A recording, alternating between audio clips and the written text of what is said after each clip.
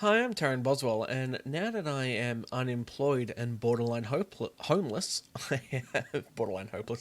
I have more time to do videos that I wanted to do and never been able to do. So this is one on basically making a fun encounter in D&D. I don't know why, I just like making encounters, they're fun. So this encounter is meant to be like an opening towards a dungeon. The dungeon is in a big dam that's blocking off most of the water, and the party's been hired by a contract from one of the guilds in the city to basically just get rid of the dam, make sure water starts flowing. And this one is the dam is only accessible by going on a path through the mountains. And while in the mountains, this is an encounter that they'll come across. So I don't know. I'll just go through it. In the mountains, there's a lot of monsters. One monster that I like a lot is harpies. Harpies are up in mountains. So first things first, you want to basically decide how many harpies you're going to put in the encounter. I'm putting 12 because that's suitable to my party. There's calculators online that can help you figure that out.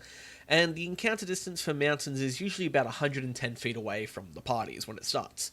So 110 feet away from the party, I'm going to put one harpy as a scout, and he's going to roll stealth to try and hide from him. He got a stealth roll of 7, so immediately the party's going to see him. And as a scout, he or she, probably she, it's a harpy, is going to try and run back to the camp and alarm the other harpies that there is a adventuring party coming up.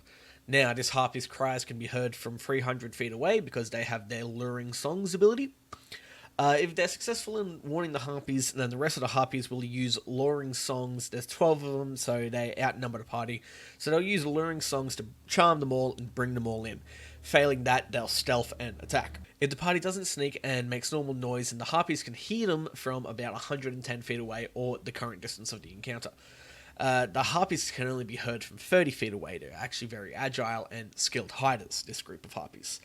Although the harpies are going to attempt to stealth, their scores are a numerous amount. Now, you can roll out 11 scores, or you can do a group average. Group average I got for this particular encounter is 9. So for my party, I do it all individually. So for my party, only one character and 2 harpies are going to be in a surprise room. So in making an encounter, I've got a Word document that I've brought up that's got all these little fun tables and things that I've made that I can do for thing. So basically, we need to figure out an objective for the encounter. You know, not every fight is going to be kill them. Sometimes you have to make peace, protect an NPC or an object. Sometimes you just need to sneak in. Then we need to understand if the characters have advantage or disadvantage. This can be through surprise, the enemy has cover, you don't, or you're in the middle of climbing a wall and the enemies are attacking you. There's always fun things you can do in encounters. You can make the terrain hard to navigate. You can make it that the party needs to move around, otherwise they'll be damaged. You can have different type of enemies. You can have natural phenomena, traps, tricks, obstacles, or even a whole new encounter beginning in the encounter. Monsters aren't idle. They can basically have their own motivations. They might want to slay a rival, hide from enemies, recover from battle. Some of them have their own personalities. They might be a fanatic who's ready to die fighting.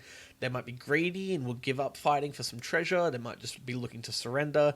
And they might even hate each other. So if you just want to basically done, a nearby river is overrunning that's causing mudslides and difficult terrain, which you can see on the battle map is about here. I'm going to have another monster appear halfway through the fight, so about after 5 rounds of initiative, a rock is going to descend onto the party. However, the rock is very easily frightened and is rattled. You can just scare it away, which is very unlike a rock. One of the harpies will continually attack any target, a specific, let's say, harpy number 8. Harpy has charmed, secretly wanting their harpy to fail, because they hate that harpy. And remember, after an encounter, you can have like a mini social encounter to basically wrap things up. So after defeating all the harpies, they come across a group of mercenaries who are staking out the dam and watching out for exits.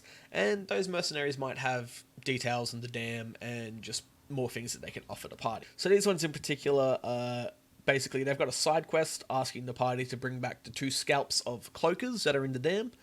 The lead mercenary, Peleus, Sistrif, an elf, says he'll pay, I've got an amount there, but my currency is different, so that's about 4,000 gold for proof of kill, and then an extra amount of money for any hide or fangs that you can get off the cloakers. Cloakers don't have claws, so I couldn't factor that in as well.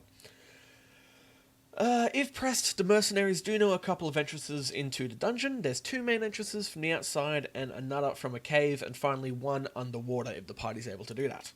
The mercs know that there is a group of orcish raiders looking to take over the dam, but they don't know the name of the orcish leader. They also know that the dungeon was built by a fighters guild during the early days of a nearby city's construction. So with that, we've got a side quest, we've got options for the party so they can have multiple entrances, we've got hints about further story stuff that's coming up with the Orcish Raiders, and then we've got a bit of history for the dungeon, just to make the dungeon feel real, lived in, and in the world. And basically, this whole encounter will last about, I don't know, maybe group of 6 players. You could probably get this to run about an hour and a half, this encounter. And yeah, I don't know why I made this video. It's 6 p.m. here, and I've got fuck all to do, and I've got no internet. These are the only videos I can make without internet.